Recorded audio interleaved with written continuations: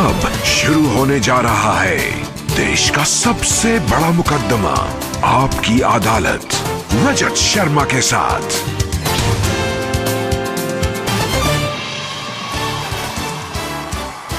नमस्कार, आपकी अदालत में आपका स्वागत है।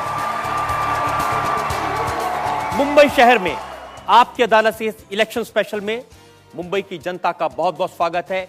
इतनी बड़ी संख्या में आप यहां मौजूद हैं, आप सबका बहुत बहुत अभिनंदन। आपके इस शहर में आपकी अदालत में आज पेश करेंगे एक ऐसी शख्सियत को जिसे मुंबई की जनता ने बहुत प्यार किया।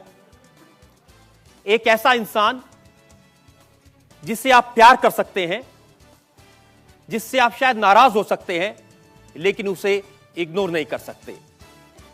प्लीज वेलकम मुंबई की जनता के चहेते राज ठाकरे।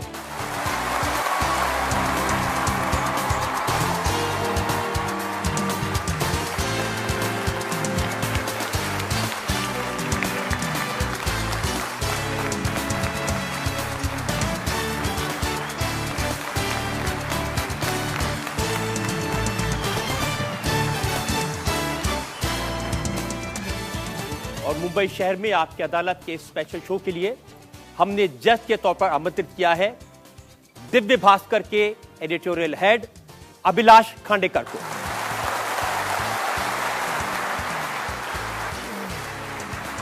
अभिलाष खांडेकर आज के जज।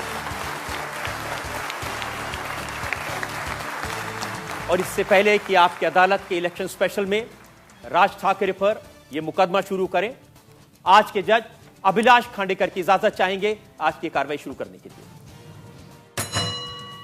अदालत अपनी कार्रवाई शुरू करें। और इससे पहले कि राज ठाकरे पर इल्जाम लगे, हम इनसे सवाल पूछे, जनता की तरफ से सफाई मांगे, एक नजर डालते हैं राज ठाकरे के पॉलिटिकल करियर पर।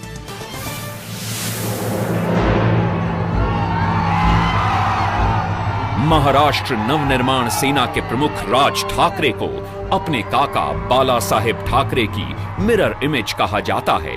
राज ठाकरे बाला साहेब की तरह कार्टून बनाते हैं, पेंटिंग करते हैं, जोशीले भाषण देते हैं। एक जमाने में राज ठाकरे को बाल ठाकरे के उत्तराधिकारी के रूप में देखा जाता था।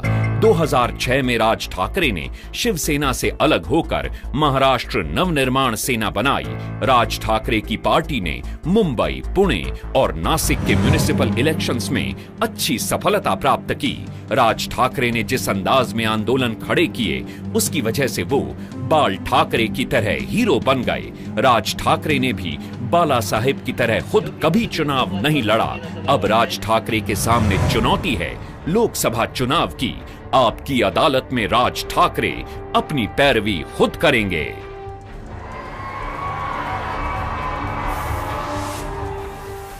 मुकदमा शुरू होता है।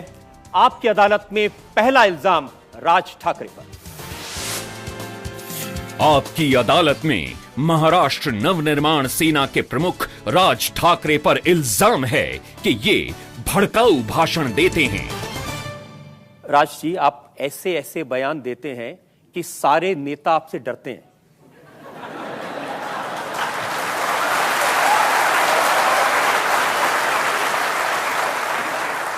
मैं जो कहता हूं वो सच कहता हूं, इसलिए शायद वो डरते होंगे। आप किसी को कहीं भी, कभी भी, कुछ भी कह सकते हैं। मैं आपको उदाहरण बताता हूं। महाराष्ट्र के मुख्यमंत्री पृथ्वीराज चव्हाण, आपने कहा बिना पगड़ी के मनमोहन है। हाँ, क्योंकि वो बात नहीं करते। और महाराष्ट्र में देखा जाए तो वो आप किसी को भी पूछ लेंगे तो पता चलेगा वो काम भी नहीं करते। मुझे तो मनमोहन सिंह जी के बारे में इतना मालूम नहीं, लेकिन जितना मैंने पढ़ा है वो कुछ सेम है। कुछ वो भी बोलते नहीं, ये भी बोलते नहीं, वो भी कुछ काम करते नहीं, ये भी कुछ काम करते नहीं। तो मुझे लगा बिना पगड़ी के मनमोहन होंगे ये। अच्छा, जो डिप्टी चीफ मिनिस्टर हैं उनको तो आप अच्छे से जानते हैं। उनके बारे में मैंने देखा कि आपने पोस्टर निकाल दिए और उस पर लिखा था अजीत दादा मूत्रालय।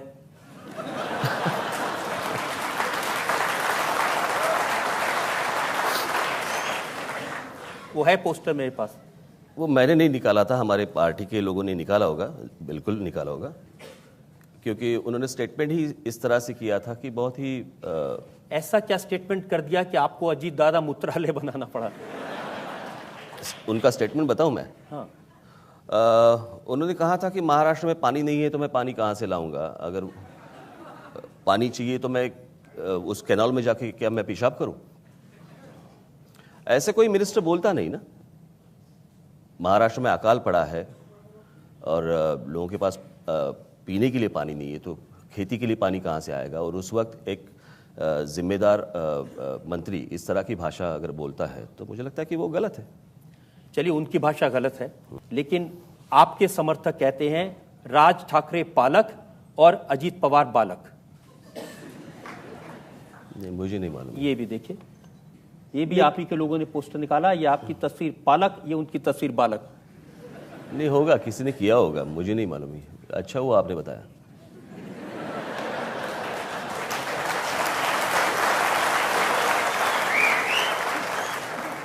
ये तो ऐसी हल्की बातें हैं, लेकिन मैं आपको गंभीर बात बताता हूं। ये आपने कहा अगर अजीत पवार अपने आसपास पुलिस का घेरा हटा के आए तो अपने पैरों पर चलकर वापस नहीं जाएंगे। जी बिल्कुल कहा था। मैंने इसलिए कहा था क्योंकि मैं लास्ट ईयर मेरी 5 या 6 जगह पे मेरी रैली हुई थी और वहाँ पे तो पॉलिटिकल एलिगेशन तो होंगे ही रैलीज में, और एक जगह पे मैं गया था, वहाँ पे उनके लोगों ने कुछ पथराव किया था हमारी गाड़ियों के ऊपर। सो मुझे लगता है उस वक्त मैंने ये स्टेटमेंट। इसका मतलब जानते हैं? बिल्कुल। हाथ पैर तोड़ के भेजेंगे। बिल्कुल। और कहा कि घर में घुस के मारेंगे। बिल्कुल।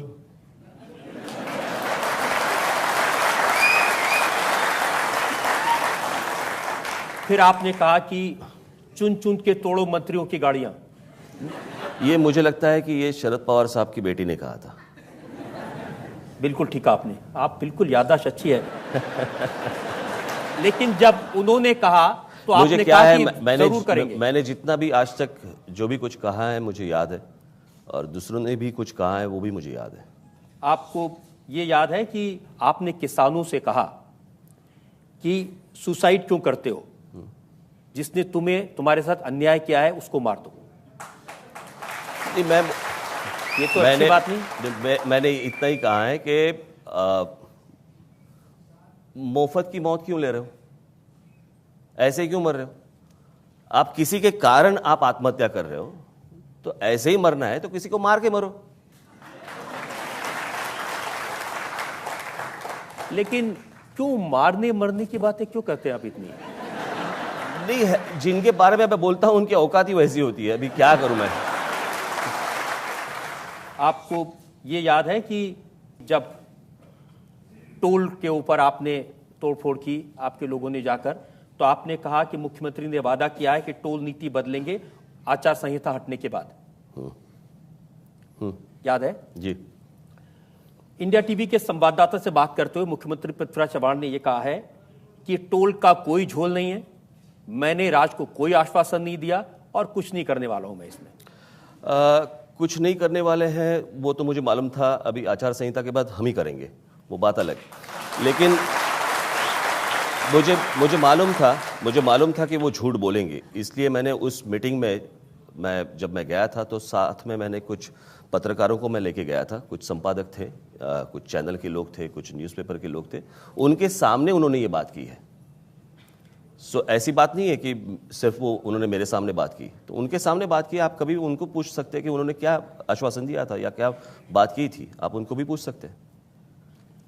मैंने उनको कहा था कि 22 ऐसे टोल हैं महाराष्ट्र में कि जहां पे जिसकी कॉस्ट 2 करोड़ 3 करोड़, रोड की 5 करोड़, अभी उसको पूरा मिला के अगर होता है कुछ 100 करोड़ मैक्स। हर जगह पे अगर आप 2 करोड़ का काम है, वहां पे अगर आप टोल लगाएंगे, बराबर, तो वो टोल उनको दिया है कुछ 23 साल के लिए, 22 साल के लिए। अभी वहां पे अगर 22 साल के लिए टोल देंगे तो 2 करोड़ तो क्या एक 1.5 साल में कवर हो जाएंगे। तो 22 साल, 23 साल, 25 साल वो टोल देने की क्या जरूरत है? तो उन्होंने कहा था कि नहीं, मुझे पता चल गया, मैं ये कैंसिल कर दूंगा टोल, और आचार संहिता के पहले कर दूंगा। लेकिन टोल रुकवाना चाहिए, गलत हो सकता है।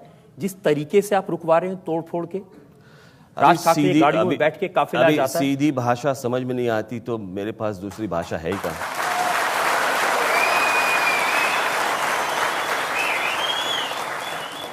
मैंने आज तक कभी शुरुआत में टेढ़ी बात नहीं की है, की होगी तो बाद में, लेकिन पहले मैं देता हूं, वो निवेदन देता हूं, उनको समझाता हूं, उनको बताता हूं, उसके बाद उनका कहना है कि चूंकि इलेक्शंस आ रहे हैं और अपनी तरफ अटेंशन डाइवर्ट करने के लिए, पॉपुलैरिटी के लिए ये बात तो मैं लास्ट 1.5 साल से 2 साल से चल रही है। उस वक्त तो इलेक्शन नहीं थे, और अपने देश में दूसरा कोई धंधा है ही नहीं इलेक्शन के सिवा।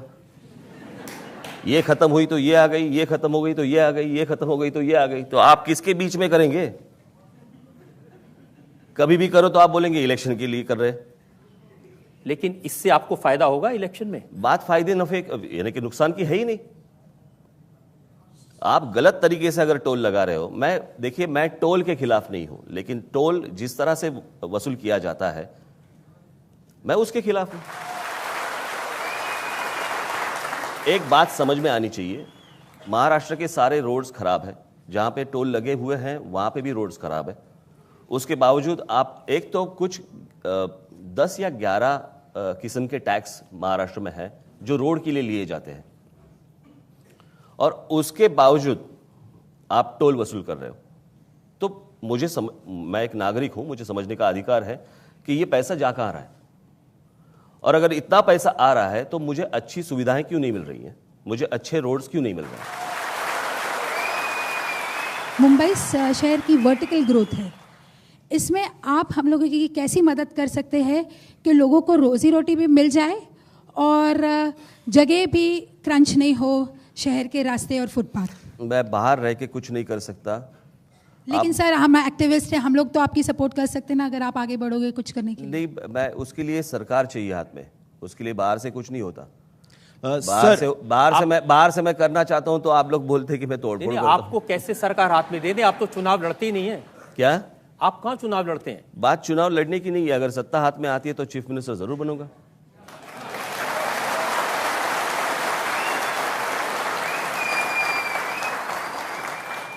तो ये पहली बार आप जनता के सामने कह रहे हैं कि अगर मेजोरिटी आती है महाराष्ट्र नवनिर्माण सेना की तो राज ठाकरे महाराष्ट्र के मुख्यमंत्री बनने के लिए तैयार हैं? बिल्कुल। और मुख्यमंत्री बनने की ऐसी कोई मेरी चाहत नहीं है कि मैं जाके उस वर्षा बंगले में जाके बैठ जाऊं। वो जो पावर होती है उसका सही ढंग से अगर इस्तेमाल करें तो मुझे लगता है मिरेकल्स होते हैं, जो देखे हैं मैंने, जो गुजरात में देखे हैं। अपने यहाँ पे क्या होता है कि बहुत बार जो बैठते हैं कुर्सी के ऊपर वो मालिक बन के बैठते हैं, मुझे लगता है ट्रस्टी बन के बैठना चाहिए, और ट्रस्टी बन के नहीं बैठते इसलिए ट्रस्ट नहीं होता हमारा। जनता का ट्रस्ट भी है, तालियों से साफ साफ पता चल रहा है। लेकिन मुझे एक और ब्रेक के रुकना है और इल्जाम मेरे पास भी बहुत सारे बाकी हैं। हम एक और ब्रेक के रुकेंगे और ब्रेक के बाद आपकी अदालत में राज ठाकरे पर इल्जाम और सवाल आपका एक और। मैंने डिक्लेयर नहीं किया तो आप बोलेंगे कांग्रेस को सपोर्ट कर रहे हैं, मैंने मोदी जी को सपोर्ट किया तो आप बोल रहे क्यों कर रहे हैं। राजनाथ सिंह जो भारतीय जनता पार्टी के अध्यक्ष, मैंने बोला उनको मेरा सपोर्ट नरेंद्र मोदी को है, राजनाथ सिंह को नहीं। मेरा नाम इमरान मोदी है जी। क्या है? इमरान मोदी। इमरान मोदी।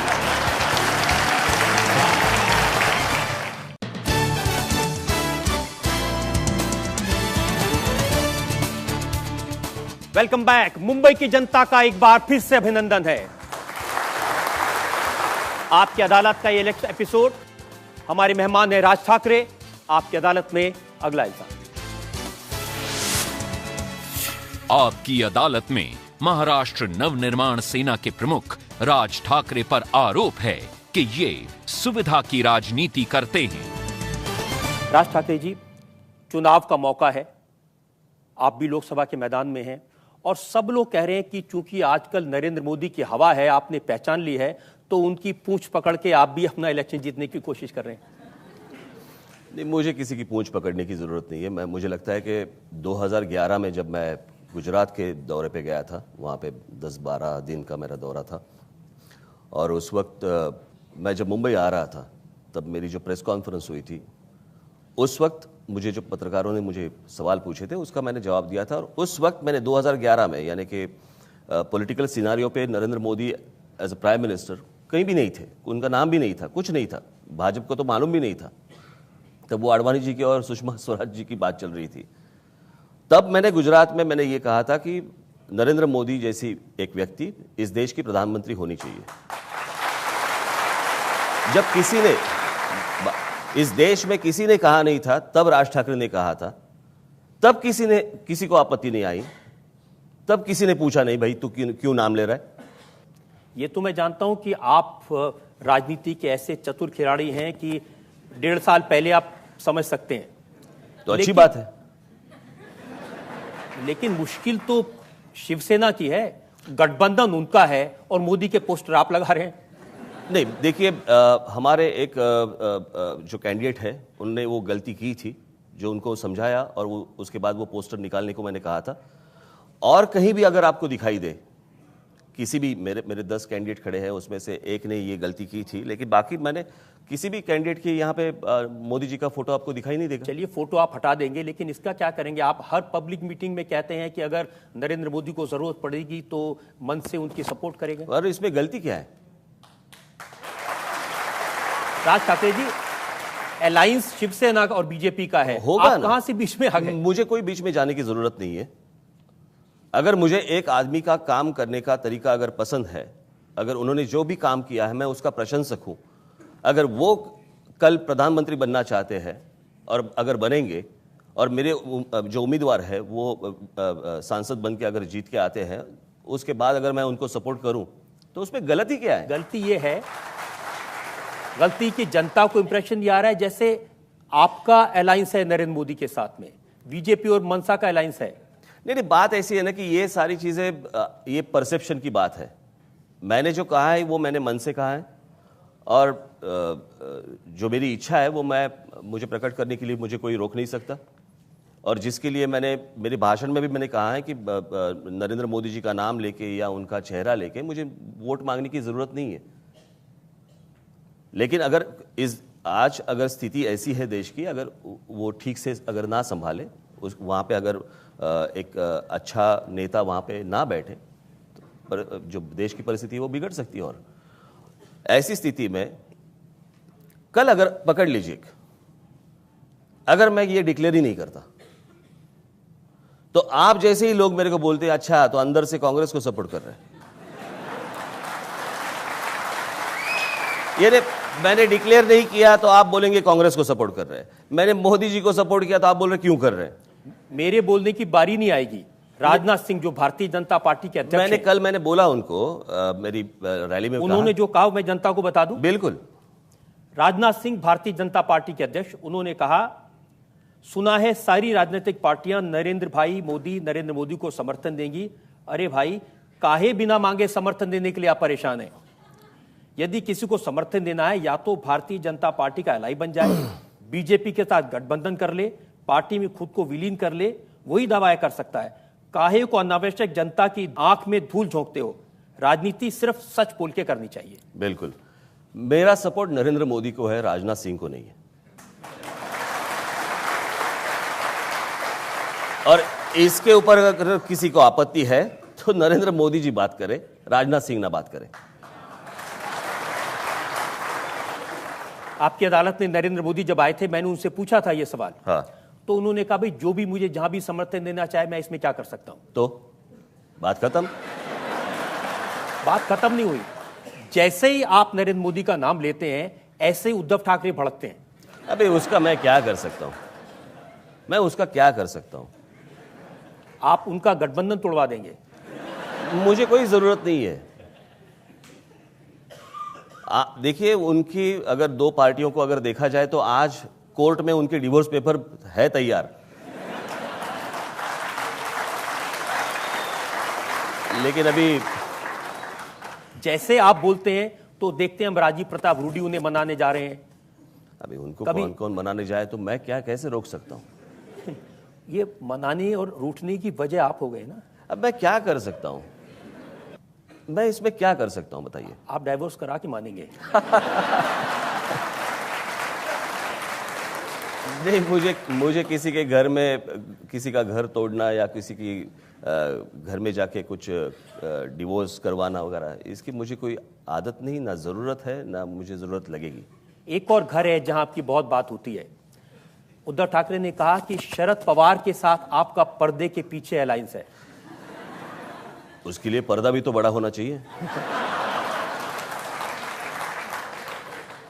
देखिए, इनके सांसद दिल्ली में कहाँ रहते हैं, कहाँ जाते हैं, किन पवार साहब के दरवाजे के बाहर कौन खड़े रहते हैं, एक बार आप दिल्ली के हैं, आपको भी मालूम होगा कौन कौन वहाँ पे जाता है। मेरे तो सांसद है नहीं, उनके घर के बाहर कौन रहते हैं आपको ही मालूम होगा।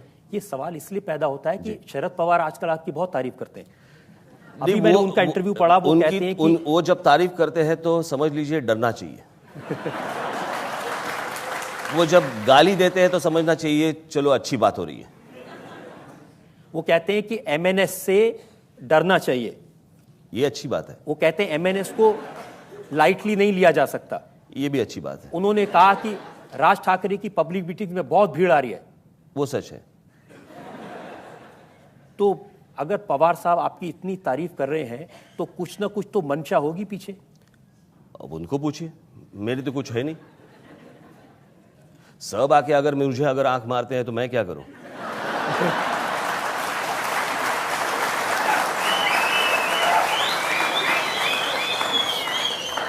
आप में से जो लोग सवाल पूछना चाहते हैं राज ठाकरे से, यहाँ फर्स्ट रो में। जैसा कि 2002 में नरेंद्र मोदी जी पे दंगों का केस है सुप्रीम कोर्ट से, तो आप यहाँ कह रहे हैं उनको सपोर्ट करें, जिसने गुजरात में 11,000 करोड़ का कर्जा कर दिया, वो इस देश में विकास कैसा लाएंगे। पहली बात तो यह है कि जो 2002 में हुआ वो किसी को पसंद है ऐसी बात नहीं है, लेकिन उसके बाद जिस तरह से गुजरात की जो डेवलपमेंट हुई है, मेरे पास बहुत सारे ऐसे मुस्लिम भाई आते हैं जो मेरे साथ बात करते हैं और कहते हैं कि जो अभी हुआ सो उसको कुछ नहीं कोई कर सकता, लेकिन अभी जिस तरह से वो डेवलपमेंट कर रहे हैं, बहुत सारे मेरे इंडस्ट्रियलिस्ट दोस्त हैं जो कुछ मुस्लिम हैं, उन्होंने मुझे कहा कि जिस तरह से वहाँ पे डेवलपमेंट हो रही है, जिस तरह से इंडस्ट्री को वहाँ पे लाने की कोशिश हो रही है, वो मुंबई के हैं, उन्होंने मुझे कहा कि मुझे आज लग रहा है कि जाके गुजरात में बैठ जाओ। और बहुत बार ऐसी चीज़ें होती हैं कि जो हो चुकी है, जैसे इंदिरा जी की उनकी हत्या के बाद सिखों की हत्या हुई थी, या ऐसे बहुत सारी घटनाएं अपने देश में हुई हैं। अभी मुझे लगता है कि अगर आगे बढ़ना है तो इसको सारी चीज़ों को पीछे रखना होगा। लेकिन राज, मैं आपसे ये कहना चाहता हूं कि इनके जैसे जो लोग हैं जी, जिनके मन में 12 साल पहले की वो घटना आज भी ताज़ा याद है, बिल्कुल, हाँ, लोग मरे थे जी, सड़कों पर कत्लेआम हुआ था जी, तो कैसे भूल जाए? तो फिर आगे कैसे जाए? कुछ तो एक बार तय करना पड़ेगा ना कि या तो वो भूल जाए या तो आगे चले जाए। अगर वहीं पे रहना है तो बात कर लो, वहीं पे बात करते हैं। कैसे चलेंगे? यानी अगर जिस तरह से, अगर आप जर्मनी देख लेंगे, जर्मनी में जिस तरह से हिटलर ने जो भी कुछ किया था, अगर आज जर्मनी देखेंगे तो उन्होंने वो सब बंद कर दिए दरवाजे। वहां के जो जर्मन लोग जो है उनकी तरफ आम आदमी जब देखता है, उनकी तरफ जो बाकी देशों के जो लोग देखते हैं, वो ये नहीं देखते कि ये हिटलर की कंट्री से है। जो हुआ था वो उन्होंने बंद कर दिए दरवाजे, वो सारी चीजें भूल गए, और जर्मनी डेवलप कैसे हो जाए, आगे कैसे बढ़े, इसके लिए वो सोच रहे हैं। क्या इस बात की गारंटी दे सकते हैं कि आगे नहीं होगा? तब तो शायद कोई भूलने की बात सोचे। इसकी गारंटी मैं कैसे दूं? महाराष्ट्र में नहीं होगा ये मैं दे सकता हूं। आप महाराष्ट्र से निकलकर राष्ट्रीय राजनीति में कब आ रहे हैं?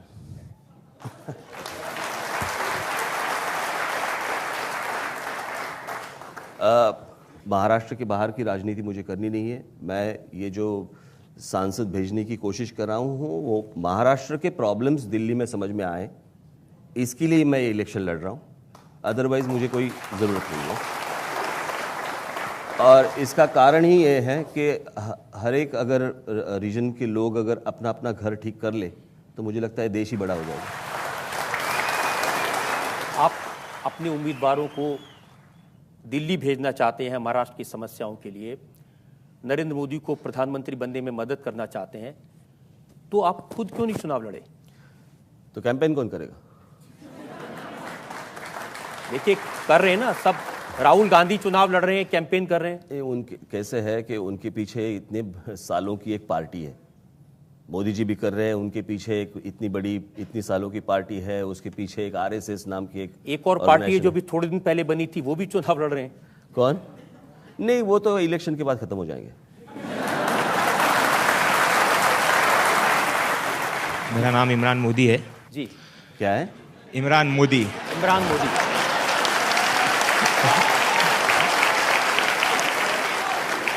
जी इमरान साहब, आपको लेके घूमना चाहिए। आप सब जगह जाते हो कैंपेनिंग करने के लिए, तो हमारे मुंबा देवी एरिया में क्यों नहीं आते हो? ऐसी जैसे हमारा भिंडी बाजार है, डोंगरी है, आप वहाँ पे क्यों नहीं आते हो सर जी? बुलाइए, आऊंगा। अरे सर, आपको ऐसा लगता है कि हम आपका वेलकम नहीं करेंगे? मैं वही बोल रहा हूँ, बुलाइए, आऊंगा। हम तो हमेशा बुलाते सर जी। चलिए अब ये जिम्मेदारी आपके ऊपर हो गई, आप बुलाइए और सबके सामने उन्होंने प्रॉमिस किया वो जरूर आएंगे। जी सर, अभी बुलाएंगे आपको। बिल्कुल आऊंगा। और आपको आना चाहिए। बिल्कुल आऊंगा। Thank you. पूछे। अभी आपने रजत जी से कहा कि शिवसेना और बीजेपी की गठबंधन सरकार की जो डिवोर्स पेपर है वो अदालत में है। सर आप ही बता दीजिए ये डिवोर्स होने कब वाला है? नहीं, मैं उसकी प्रतीक्षा में नहीं हूं मैं, और मुझे कुछ लेना देना है नहीं कि उनका, ऐसे ही मैंने मजाक में बोल दिया था।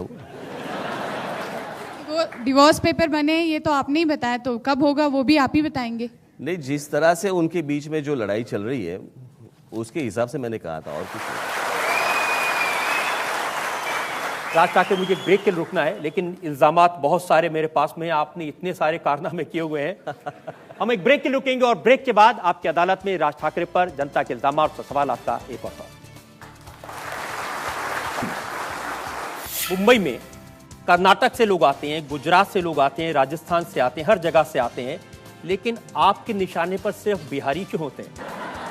महाराष्ट्र के लिए गर्व का विषय नहीं होना चाहिए कि पूरे देश से लोग यहाँ आते हैं? बिल्कुल नहीं, पसंद करते हैं हमारा। जरूरत नहीं। आप अपने जो इलाके है वो पहले सुधारो।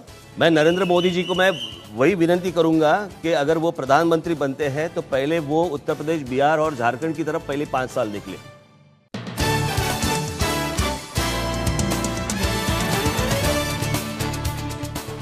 Welcome back. मुंबई में एक बार फिर से आपका स्वागत है। राज ठाकरे आपकी अदालत में है। चुनाव के मौके पर आपकी अदालत के इस इलेक्शन स्पेशल में राज ठाकरे पर अगला इल्जाम। आपकी अदालत में महाराष्ट्र नवनिर्माण सेना के प्रमुख राज ठाकरे पर इल्जाम है कि ये नफरत की सियासत करते हैं। आपको थोड़ा बुरा लग रहा होगा, लेकिन मैंने सोचा कि यहां महाराष्ट्र नवनिर्माण सेना के सैनिक हो तो भी मैं रिस्क ले लेता हूं आपसे पूछने का। और पहले तो आप मुझे बता दीजिए कि मैं सीधा पूरा साबुत वापस चला जाऊंगा दिल्ली? जी बिल्कुल, मैं आपको एयरपोर्ट छोड़ने के लिए आऊंगा। मुंबई में कर्नाटक से लोग आते हैं, गुजरात से लोग आते हैं, राजस्थान से आते हैं, हर जगह से आते हैं, लेकिन आपके निशाने पर सिर्फ बिहारी क्यों होते हैं? उत्तर प्रदेश और बिहार से जो लोग आ रहे हैं यहाँ पे, हर एक आदमी, हम लोग बोलते हैं कि हम लोग काम करने के लिए आ रहे हैं, लेकिन यहाँ पे जब वो आते हैं कुछ समय के लिए वो काम करते हैं, काम करते रहते हैं, लेकिन आहिस्ता आहिस्ता पता चलता है आपको वो अपनी अपनी कॉन्स्टिट्यूंसी बना रहे हैं। एक एग्जाम्पल देता हूँ कि आजमगढ़ या प्रतापगढ़ से कहीं एक आदमी आया जिसने एक बहुत ही वाहियात स्टेटमेंट उस दिन किया जिसका नाम है अबू आजमी। वो आदमी महाराष्ट्र में आता है और यहां पे आने के बाद 2 जगहों से चुन के आता है। आप वो 2 जगहें जाके देखिए, मैं आपको लेके जाऊंगा। वहां पे यहां पे रहने वाले जो लोग हैं बरसों से, वो है नहीं। वो उत्तर प्रदेश से आए हुए जो कुछ लोग हैं जिनको वहां पे बसाया गया है, उनसे वो चुन के आते हैं। तो ये जो राजनीति जो कर रहे हैं काम के नाम से, मैं उसके खिलाफ हूं। जैसे कि अगर देखा जाए, मेरे ऐसे बहुत सारे दोस्त हैं, यहां पे भी आए होंगे। मेरे एक दोस्त है मिस्टर सुरेश गुप्ता, जो मेरे मित्र है, ओरिजिन होगा उनका उत्तर प्रदेश का, अच्छी मराठी बोल लेते हैं, मराठी स्कूल में पढ़े हैं, उनको कभी दिक्कत नहीं आई, मुझे भी कभी लगा नहीं कि वो बाहर के हैं। मेरे बहुत सारे गुजराती दोस्त हैं, बहुत सारे मुस्लिम दोस्त हैं। अगर मैं इस तरह की अगर राजनीति मैं करता तो क्या वो मेरे दोस्त रहते? शायद उनको लगता होगा कि दोस्त रहेंगे तो प्रोटेक्शन मिला रहेगा, तो बाकी लोगों को भी मिलता होगा। कहां प्रोटेक्शन मिलता है? देखिए कितनी लंबी लिस्ट मैं आपको बता सकता हूं। फरवरी से मार्च 2013 के कुछ लिस्ट निकाली मैंने। ठाणे में एक उत्तर भारतीय की जमकर पिटाई की मनसे के लोगों ने। सतारा में सैनिक स्कूल के दाखिले का किस्सा आपको याद होगा, वहां लोगों की पिटाई की। बहुत लंबी ऐसी लिस्ट है। तो लोगों को मारना पीटना ये कोई अच्छी बात है क्या? नहीं, आप जो सवाल मुझे कर रहे हो ना, आपने कभी आसाम की जनता को नहीं की। यानी यहां पे तो कुछ वैसे हुआ नहीं था ज्यादा, लेकिन वहां पे तो आसाम के लोगों ने बिहारियों को जलाया था, उनकी गर्दनें काटी थी, उनको मार डाला था। वो भी गलत है, लेकिन इतना आपने चलाया नहीं, क्योंकि टीआरपी नहीं होगा शायद। ऐसे सवाल में आपको मैं ईमानदारी से बताता हूं, जी बिल्कुल, शायद कोई भी इंप्रेशन हो, हम कभी टीआरपी मैं आपकी बात नहीं कर रहा हूं, आप सीधा आप पे मत लेना। मैं आप जनरल चैनल्स की बात कर रहा हूं मैं, फिर वो हिंदी चैनल्स हो या इंग्लिश चैनल्स हो। मान लीजिए नहीं दिखाते हैं उसको, यानी मैंने एक बार कुछ तो एक किसी ने उस आंदोलन के वक्त एक कुछ समोसे की गाड़ी थी, जो सब समोसे रोड पे गिरे हुए थे, देखो राज ठाकरे के लोगों ने क्या किया। वो क्लिप इतनी बार दिखाई कि मैंने वो जितने समोसे थे वो मैंने गिन लिए।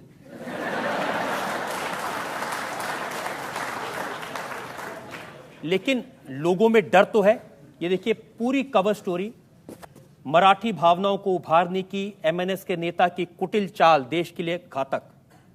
ये किसने लिखा है? ये इंडिया टुडे मैगजीन है, उसकी पूरी कवर स्टोरी है।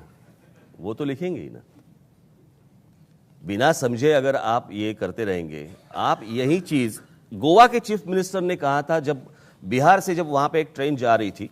महाराष्ट्र में आज 48 ट्रेनें आती हैं रोज, उत्तर प्रदेश, बिहार, झारखंड से।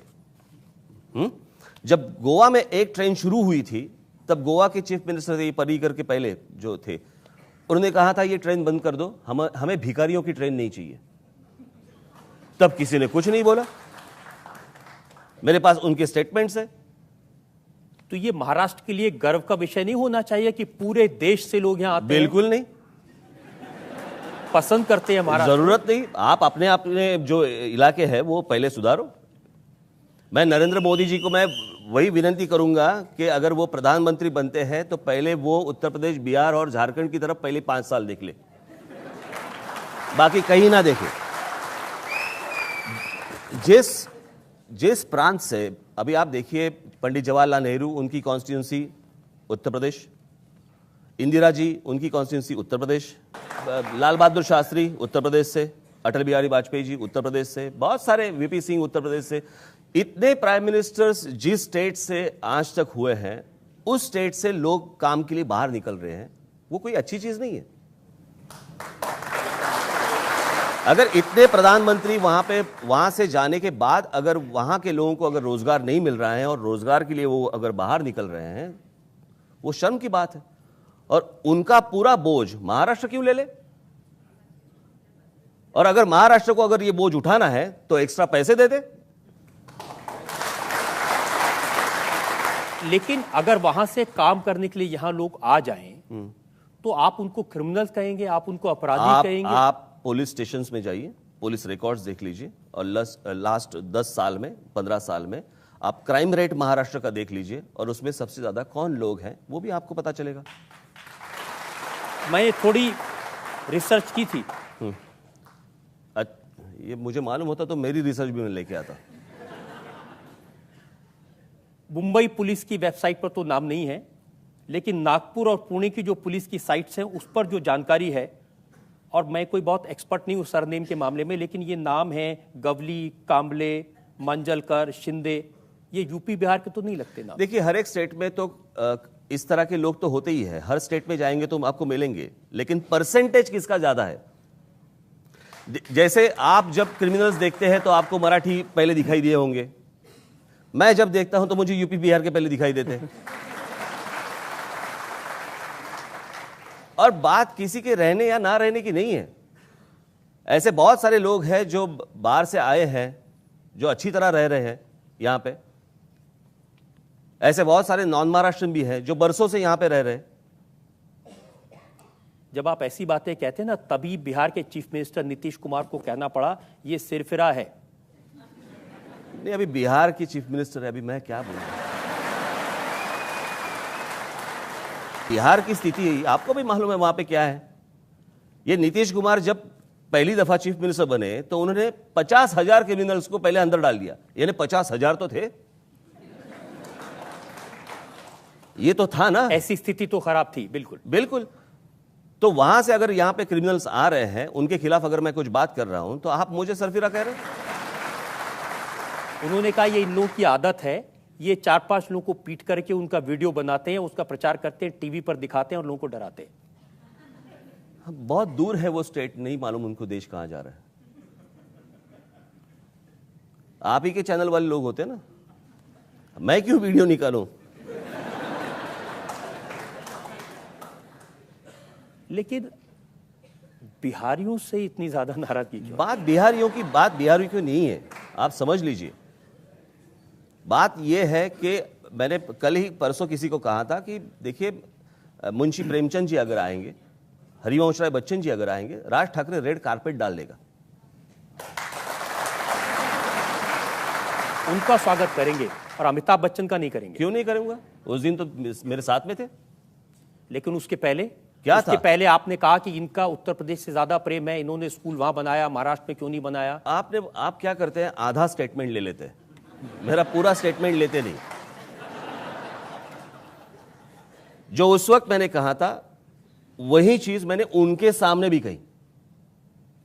मुझे लगता है कि अमिताभ बच्चन, लता मंगेशकर जी, सचिन तेंदुलकर, इनको किसी स्टेट के एम्बेसडर नहीं बनने चाहिए, ब्रांड एम्बेसडर। वो इस देश के ब्रांड एम्बेसडर से। और मैंने उस वक्त कहा था कि जब मैं मराठी की बात करता हूं तो आप मुझे बोलते हैं ये प्रांतीय है या ये संकुचित है। मैं बोलता हूं कि हर एक आदमी को अपने स्टेट के प्रति प्यार होता है। अमिताभ बच्चन जी को अगर उनके स्टेट के प्रति प्यार है, उन्होंने इलाहाबाद में इलेक्शन लड़ी थी, उन्होंने भोजपुरी फिल्मों में काम किया था, जो भी कुछ है, एक उन्होंने कन्याशाला निकालने का वहां पे प्रस्ताव रखा था वगैरह वगैरह। तो इतने बड़े कलाकार को अगर अपने स्टेट के प्रति, अपने राज्य के प्रति अगर प्यार हो सकता है, तो राज ठाकरे बहुत छोटा आदमी है, उसको अपने स्टेट के प्रति प्यार नहीं होगा क्या? मेरा सिर्फ इतना ही कहना था। आप लोगों ने क्या किया, पहले का उठा लिया। लेकिन कुछ ना कुछ तो बदला है क्या? क्योंकि उस समय तो अमिताभ बच्चन को माफी मांगनी पड़ी। नहीं, वो एपिसोड अलग था। वो जया बच्चन जी का एपिसोड था, वो अमिताभ बच्चन जी का एपिसोड नहीं था। तो आपको भी मालूम होगा। हाँ। तो आप भी बताइए ना। लेकिन अब जब मैंने देखा, अब मैं आपकी पूरी बात बताता हूं जी। आपने अपना भाषण शुरू किया, आदरणीय अमिताभ बच्चन साहब, भारतीय फिल्म के इतिहास में पिछले 100 वर्ष में इतना बड़ा कलाकार न हुआ है न होगा। बिल्कुल बिल्कुल, उसमें क्या है? तो आपका नजरिया तो बदला है ना। पहले तो आप, यही तो मैंने बात की थी कि इतना बड़ा कलाकार जो आज तक हुआ नहीं है, और ये मैंने पब्लिकली कहा है, तो ऐसे नहीं है कि मैंने उस वक्त कहा था। 2008 या 2008 के मार्च के शिवाजी पार्क मैदान में जो मेरा भाषण हुआ था, उसका फुटेज भेज देता हूं। उसमें और उसमें कुछ फर्क नहीं है। फिर आपके नजरियों में फर्क आ गया। मेरे नजरिए में मतलब हाँ। आप जब बोलता हूं ना, तब आप सारे चैनल्स के प्रतिनिधि हैं, ऐसे पकड़ लीजिए। मैंने तो उस पर अबू आजमी का बयान देखा, उन्होंने कहा अमिताभ बच्चन के साथ स्टेज शेयर करके राज ठाकरे ने गद्दारी की है। किसके ऊपर हम लोग बात करें, वो भी तो कुछ है कि नहीं। जिस आदमी ने इतनी गंदी स्टेटमेंट जो निकाली अभी, जिसकी बहू ने शर्म महसूस किया कि अगर ये मेरे ससुर ने बोला है तो मुझे शर्म आती है, ऐसे आदमी के बारे में हम लोग बात क्या करें? मैं आपसे बिल्कुल सहमत हूं। जिसके घर में जिसका स्थान नहीं है वो बाहर आके क्या बात करेगा? जिसकी नज़र में अपने यहाँ की औरतों के बारे में इस तरह के ख्याल है, उस आदमी के बारे में हम लोग क्या बात करें? बिल्कुल आपकी बात सही है, मैं बिल्कुल सहमत हूं। अबू आजमी ने और उनकी पार्टी के अध्यक्ष मुलायम सिंह यादव ने क्या बात की उन्होंने? जो महिलाओं के बारे में उन्होंने कहा, शायद वो कुछ को कभी कोई माफ नहीं कर सकता उसको। बिल्कुल। और उनके स्टेटमेंट के बारे में हम लोग क्या बात करें? लेकिन ये तो आप जानते होंगे, सुप्रीम कोर्ट ने, ये मई 8, 2010 का फैसला है, सुप्रीम कोर्ट ने महाराष्ट्र नवनिर्माण सेना के प्रमुख राज ठाकरे से कहा कि वो उत्तर भारतीयों को निशाना बनाकर उकसाने वाले भाषण देने से बाज आए। क्या है अभी सुप्रीम कोर्ट में कौन सी मेरी फुटेज गई है मुझे नहीं मालूम। बहुत बार ऐसे होता है कि मैं यहाँ पे मराठी में एक चीज़ बोलता हूँ जहाँ पे बहुत सारे हिंदी और इंग्लिश चैनल्स पे उसका ट्रांसलेशन गलत तरीके से दिखाते हैं। मैं आपको एक बात बोलता हूँ, यहाँ पे एक लड़का है, आज भी है, वो एक चैनल में काम करता है। जब मेरा भाषण एक जगह पे हुआ था, उसके बाद मैं ऐसी कुछ चीज़ मैंने कही थी और वहाँ पे चैनल पे वो जो एंकर लड़की थी वो कुछ गलत बता रही थी। वो लड़के ने उसको फ़ोन करके बताया कि आप गलत बता रही है, उन्होंने ऐसे नहीं कहा है। तो उस लड़की ने कहा, शट अप, तुम तुम्हारा काम करो, हम हमारा काम करेंगे। इसका मतलब क्या है? ये ठीक नहीं है। तो अगर मैं जो बोल रहा हूं अगर गलत तरीके से ट्रांसलेट करके अगर आप दुनिया को दिखा रहे हो और उससे अगर आप समाज में या दो स्टेट्स में या और जगह पे अगर झगड़ा लगा रहे हो, वो भी तो गलत है। मेरा एक पॉइंट ऑफ व्यू है, पहले आप समझ लो। आज आपकी अदालत में आपको इसीलिए बुलाया कि आपका पॉइंट ऑफ व्यू जनता के समझ में आ जाए, और मैं ये दावे के साथ कह सकता हूं कि आपने जिस सफाई से बगैर किसी सवाल को टाले जवाब दिए, मुझे लगता है कि जनता को जरूर समझ आया होगा कि बिहार के मामले पर, उत्तर प्रदेश के मामले पर आपका स्टैंड क्या है। मैं क्यों गुस्सा करूं बिहार के ऊपर और यूपी के ऊपर? कुछ लोग यहाँ पे जो आते हैं, अगर वो वहां से है और यहाँ पे अगर दंगा मस्ती करते हैं, बहुत सारे अच्छे भी लड़के आते हैं, अच्छे परिवार के भी लोग आते हैं। उनको पूछिए कभी राज ठाकरे ने या राज ठाकरे के लोगों ने उनको कभी परेशान किया है? लेकिन जिस तरह से जो लोग रास्ते पे आके, अभी पकड़ लीजिए उस दिन जो मोर्चा निकला था आजाद मैदान पे, बराबर, वहां पे कुछ मुसलमानों ने मोर्चा निकाला था। उसके बाद फिर वो पुलिस को मारा, फिर वो जो लड़कियां थी, पुलिस कांस्टेबल्स थी, उनको अंदर खींच के जो भी कुछ किया उन्होंने, आपको मालूम होगा। जब सर्वे किया पता चला कि मुंबई महाराष्ट्र के रहने वाले मुस्लिम नहीं थे, वो उसमें से बहुत सारे बांग्लादेश के थे।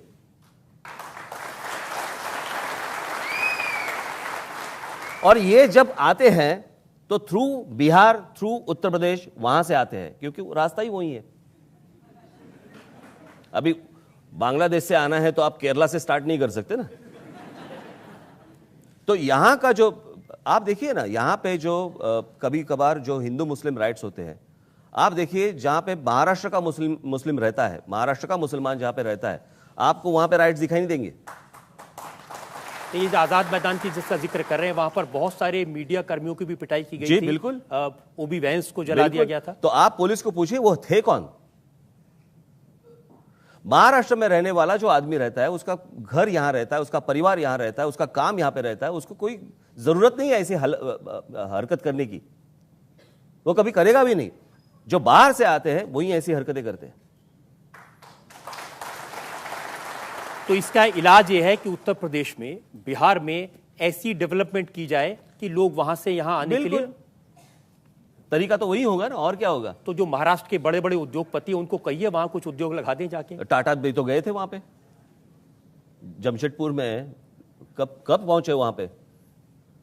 लेकिन वहां की स्थिति ऐसी है कि कोई इंडस्ट्रियलिस्ट वहां पे जाने के लिए डरता है, क्योंकि इंडस्ट्री निकालने के पहले ही उनको प्रॉफिट चाहिए। बाकी लोगों को कौन सा इंडस्ट्रियलिस्ट देगा? तो मुझे लगता है कि एक प्रधानमंत्री के नाते नरेंद्र मोदी जी वहां पे ध्यान दें, वो 3-4 स्टेट के ऊपर, और उनको अच्छा बनाए, ताकि बाकी जो स्टेट्स हैं उनका बोझ कम हो जाए और झगड़े भी कम हो जाए। एक और ब्रेक के लिए मैं रुकता हूं। और ब्रेक के बाद आपकी अदालत में राज ठाकरे पर इल्जामात और सवालात का एक और। उद्धव से जब किसी ने पूछा तो उन्होंने कहा कि ताली एक हाथ से थोड़ी बजती है, थोड़ी वो आगे बढ़े, थोड़ा मैं आगे बढ़ूं। न्यूज़पेपर में लिखते हैं ताली एक हाथ से नहीं बजती, तो मैं क्या न्यूज़पेपर पे ताली मारूं? क्या करें? फोन उठाए बात कर ले, अगर होता तो होता, नहीं होता तो नहीं होता। कभी कभी दर्द देने वाले को भी इलाज करना चाहिए। नहीं कुछ मेरी थोड़ी झंडू की फैक्ट्री है।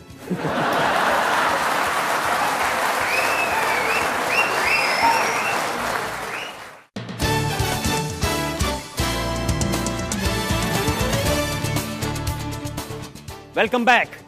आपकी अदालत के इलेक्शन स्पेशल में आपका स्वागत है। हम मुंबई शहर में हैं और हमारे साथ मुंबई के चहेते राज ठाकरे हैं। आपकी अदालत में राज ठाकरे पर अगला इल्जाम। आपकी अदालत में महाराष्ट्र नवनिर्माण सेना के प्रमुख राज ठाकरे पर आरोप है कि ये परिवार के प्यार को भुला बैठे हैं। राज, एक मैं आप पर इल्जाम लगाऊं, सफाई मांगूं, उससे पहले एक बात कहना चाहता हूं। आज के 19 साल पहले इसी शहर में, मुंबई में, हमने आपकी अदालत किया था जिसमें बाला साहब ठाकरे थे। और जिस दिन वो शो टेलीकास्ट हुआ था, सड़कों पर ट्रैफिक नहीं था, लोग नहीं थे, इतना उनको देखा था। मैं पाकिस्तान गया तो वहां भी लोगों ने बताया कि उन्होंने बाला साहब ठाकरे का शो देखा था। और जिस बेबाकी से उन्होंने जवाब दिए थे, उसी बेबाकी से आज आप जवाब दे रहे हैं। मुझे बड़ी खुशी है।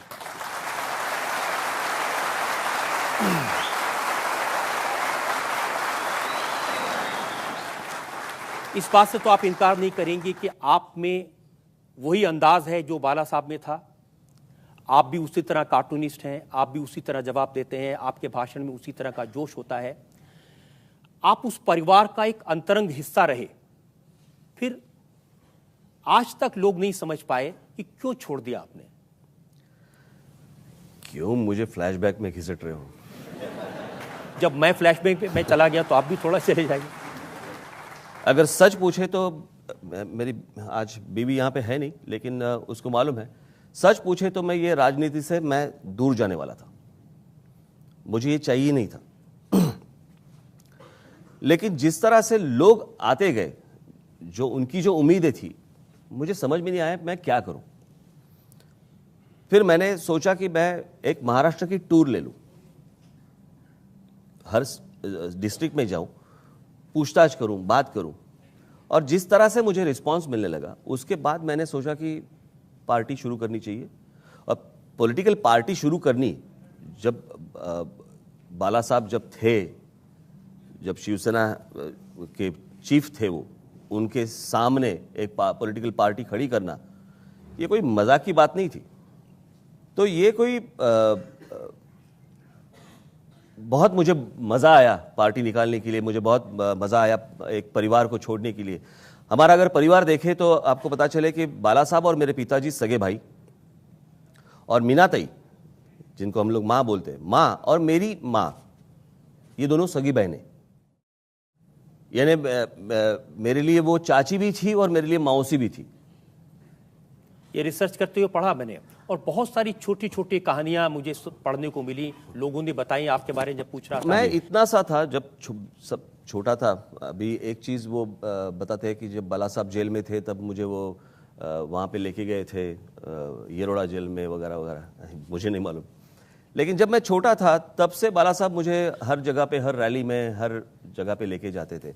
अभी उस छोटे उम्र में जो भी मेरे ऊपर जो संस्कार होते गए, सो मुझे लगता है कि आज आपको चोट लगी तो उन्होंने सहलाया, आपको उंगली पकड़ के चलना सिखाया, चाहे पॉलिटिकल पार्टी बनाने के लिए। ये रिश्ता तोड़ना कोई नहीं, मैंने तो रिश्ता नहीं तोड़ा।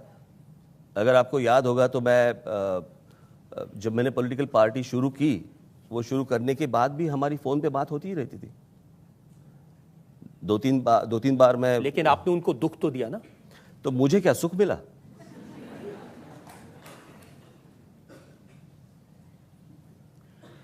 दोनों जगह पे दुख ही था, क्या करूं मैं? तो क्यों किया ऐसा काम जहां दोनों तरफ दुख हो? अभी क्या हालत वैसी थी तो क्या करूं मैं? अगर ऐसी स्थिति आ जाए मैं चाहता हूं किसी के भी दुश्मन के नसीब में ना हो कि ऐसी स्थिति आ जाए। मैंने तो 2011 तक की बातें सुनी, जब बीमार थे बाला साहब, आप उन्हें मिलने जाते थे, वो आपको देखते रहते थे और वो जरूर चाहते थे कि दोनों भाई इकट्ठे हो जाएं। तो उनकी भावनाओं का कुछ तो आप सम्मान करते हैं।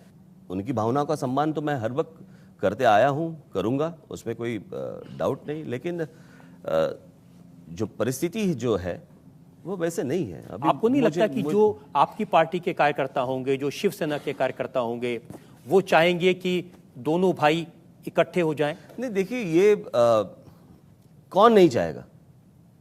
आप नहीं चाहते लगता है? मैं भी चाहता हूं, लेकिन बात आप समझ नहीं रहे हैं। आप बात समझ नहीं रहे हैं कि एक पारिवारिक संबंध एक बात होती है और एक राजनीति एक अलग बात होती है। राजनीति में बहुत सारे लोग आते हैं। अगर आपको पता चले तो जो उस दिन मैंने मेरे भाषण में आपको कहा, जो भी कुछ कहा था कि जब यहाँ पे जब हॉस्पिटल में उद्धव को जब रखा था, मुझे कोई बात दोहराने की जरूरत नहीं, लेकिन मुझे ऐसा लगा कि नहीं, मैं वहां पे रहना चाहिए मुझे। मेरे मन में भी नहीं आया कि इसमें पॉलिटिकली इसकी रिएक्शन क्या होगी, क्या होगा, क्या नहीं होगा। सब कुछ छोड़ दिया मैंने, वहां पे खड़ा हुआ। लेकिन आज आपके भाषण जब सुनता हूं, ये गुड़ी पड़वा का दिन था, महाराष्ट्र के लिए बहुत इंपॉर्टेंट दिन होता है। आपके शब्द देखिए, आपने कहा शिवसेना को औकात दिखाता हूं, इन्हीं नालायकों की वजह से मुझे बाला साहब को छोड़कर जाना पड़ा। जी, इतनी कड़वी, क्योंकि मैं वही बोल रहा हूं, आप पहले देखते नहीं।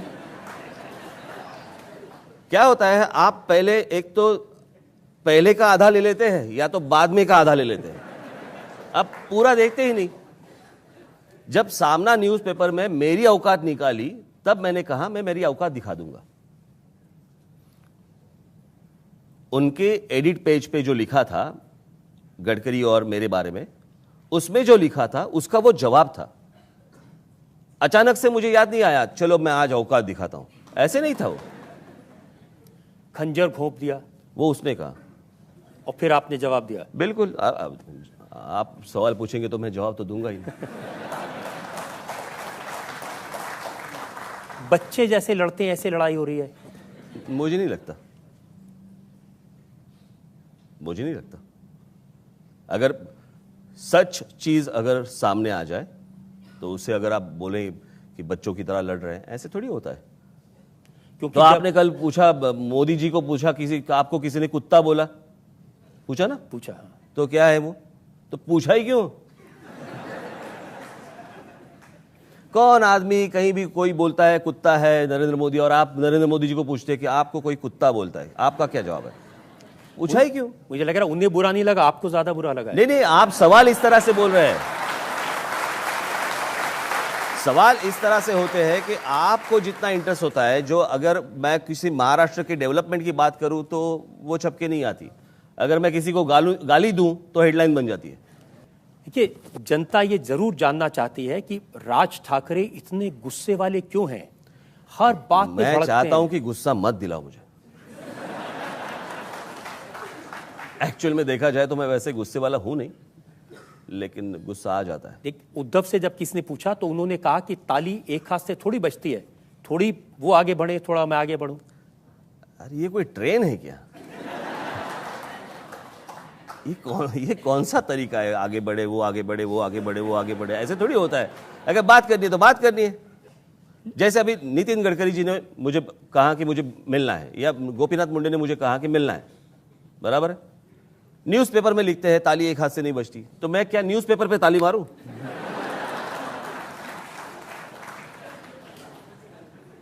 क्या करें? फोन उठाए, बात कर ले। अगर होता तो होता, नहीं होता तो नहीं होता। लेकिन राजनीति के हिसाब से देखें तो महाराष्ट्र नवनिर्माण सेना और शिवसेना जब अलग अलग लड़ते हैं तो इसका नुकसान तो होगा इलेक्शन में। क्यों होता है? जब उनके लोग चुन के आते हैं तब नुकसान नहीं होता, जब हारते हैं तब नुकसान होता है। ये कौन सा तरीका है देखने का? जब उनके एमपी चुन के आते हैं तो वहां पे नुकसान नहीं होता, जैसे कि मेरी पार्टी नहीं वहां पे, और जहां पे वो हारते हैं तो बोलते हैं कि इनकी तरह वजह से अब हुआ ना पिछले लोकसभा चुनाव में मुंबई में इसीलिए सारी सीटें हारे क्योंकि वहां अरे तो वो इलेक्शन ना लड़े फिर।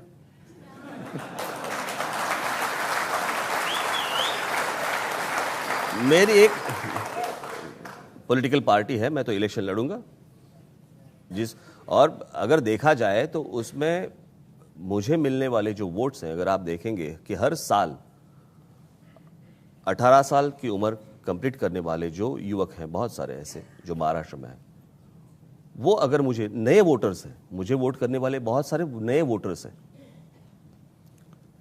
अगर ऐसे होता तो एक जैसे कि लास्ट टाइम एक जगह पे शिवसेना का उम्मीदवार चुन के आया था, वहाँ पे मेरा भी था, वहाँ पे मुझे कुछ 1,10,000 कुछ ऐसे वोट थे, वहाँ पे शिवसेना का भी चुन के आया था, तो उसका क्या करें। बीच में कांग्रेस वालों ने यहाँ न्यूज़पेपर में ही पढ़ा था कि राज ठाकरे अभी कांग्रेस एनसीपी की वोट तोड़ रहा है। वहाँ पे बुरा नहीं लगता, यहाँ पे बुरा लगता है, क्योंकि यहां दर्द ज्यादा होता है ना। तो वो दर्द का वो इलाज करे, मैं क्यों करूं। कभी कभी दर्द देने वाले को भी इलाज करना चाहिए। नहीं कुछ मेरी थोड़ी झंडू की फैक्ट्री है।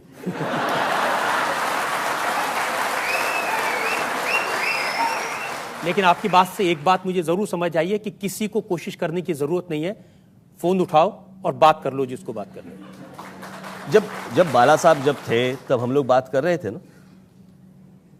हाँ, मैंने पढ़ा कि आप हॉस्पिटल गए थे उनको लेने। नहीं, जब मैं मातोश्री पे जाता था, जब बाला साहब जब बीमार थे तो मैं और उद्धव बात करते थे ना। उसके बाद नहीं उसके बाद न्यूज़पेपर में बात करने की क्या जरूरत थी कि मैंने ताली के लिए हाथ आगे रखा है। अरे फोन उठाओ, बात कर लो। वो एक दिखावा था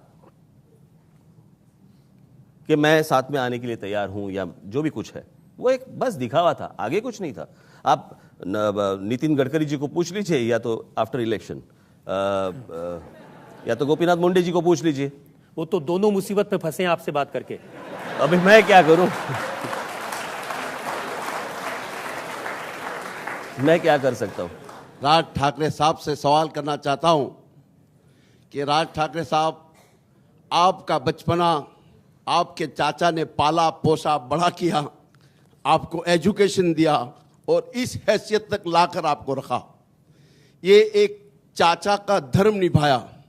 क्या आप अपने भतीजे को यही मार्ग पे लाकर एक चाचा का एहसान वापस नहीं लौटा सकते?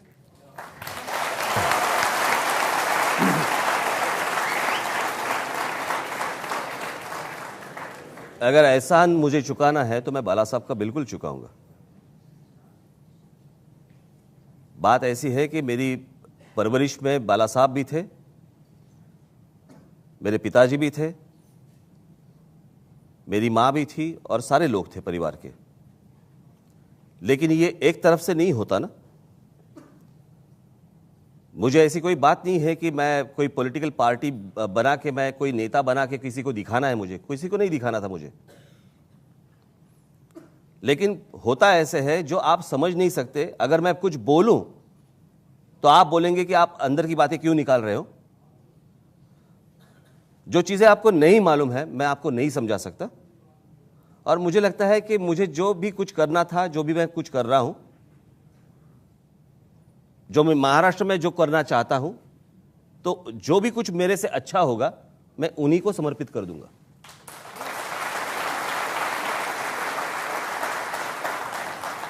लोगों की चिंता ज्यादा इस बात पर है कि आप इलेक्शन कैंपेन के दौरान जो कड़वी बातें बोल, आप कह रहे हैं कि पुरानी बातें कहां से लाए। आपने तो ये बटाटा वड़ा चिकन सूप की बात की थी। जी, बात ऐसी है कि जब मैं एक चीज बताने जाता हूं तो सिर्फ यही चीज नहीं होती।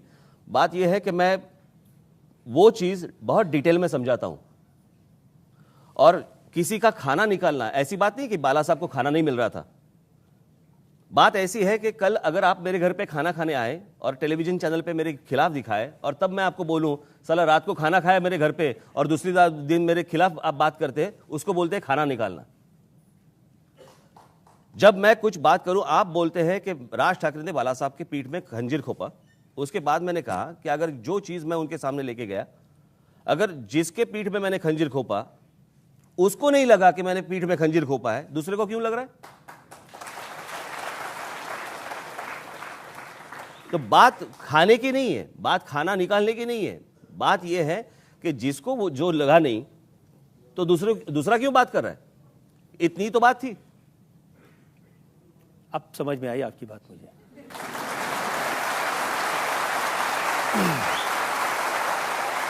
मेरे को सिर्फ आपसे एक ही क्वेश्चन पूछना है आज के स्पीच के बाद कि I am really inspired by you, as in इतना ब्लंट और स्ट्रेट फॉरवर्ड एटीट्यूड बचपन से ही है कि पॉलिटिक्स में आने के बाद आया है? शायद मैं ऐसे he really liking it actually, ये युद्ध के लिए इस नेसेसिटी, यू नो। शायद मैं शुरू से ही ऐसे ही हूँ, ऐसे लगता है। ग्रेट। क्योंकि आप ऐसी चीजें, एटीट्यूड आप ला नहीं सकते जो ओरिजिनली होनी चाहिए। राइट। और मुझे नहीं मालूम मैं इतना ठीक था ना? बहुत अच्छे से। राज, मेरी शुभकामनाएं आपके साथ में हैं। आप ऐसे हैं, ऐसे ही बने रहें, इसी तरह से बेबाकी से हर सवाल का बिना डर के जवाब देते रहें। हम एक ब्रेक के रुकेंगे और ब्रेक के बाद सुनेंगे आपकी अदालत में आज के जज का फैसला, आज के मुकदमे पर।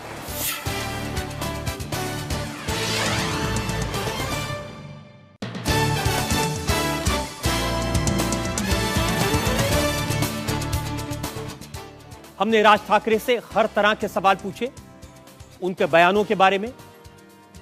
हमने राज ठाकरे से पूछा उनके निशाने पर कौन है उनके बारे में, परिवार के बारे में, और राजनीति के एक एक सवाल पर राज ठाकरे ने बड़ी बेबाकी से, बड़ी सफाई से जवाब दिए। अब वक्त है आपकी अदालत में आज के जज दिव्य मराठी के संपादक अभिलाष खांडेकर के फैसले का। मनसे के प्रमुख राज ठाकरे पर लगे विभिन्न आरोपों पर उन्होंने जो स्पष्टीकरण दिए हैं वे कुछ कन्विंसिंग है और कुछ कन्विंसिंग नहीं है। राज मुख्यमंत्री तो बनने की इच्छा रखते हैं, परंतु किसानों को यह कहकर भड़काने से बाज नहीं आते कि मरना है तो किसी को मार के ही मरो, या फिर उप मुख्यमंत्री के हाथ पैर तोड़ने की भाषा भी करते हैं, जो उन्हें नहीं करना चाहिए क्योंकि यह गैर कानूनी है और असंवैधानिक भाषा और व्यवहार भी है। वे नफरत की राजनीति तो करते हैं, किंतु महाराष्ट्र को वे बेहद प्यार करते हैं। मराठी मानुस के लिए वो लड़ते मरते हैं। उत्तर प्रदेश और बिहार के विकास की भी बातें वो करते हैं, जिससे उनमें यह पता चलता है कि उनमें राष्ट्र प्रेम है।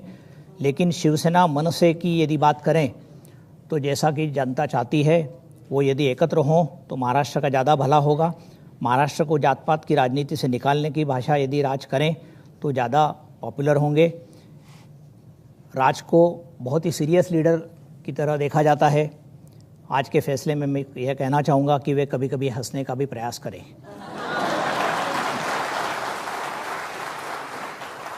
आप कुछ कहना चाहते हैं फैसले के बारे में? नहीं। आपकी अदालत में आज हमने मुकदमा चलाया राज ठाकरे पर, और राज ठाकरे सिर्फ मुंबई के नहीं, सिर्फ महाराष्ट्र के नहीं, पूरे देश के नेता हैं।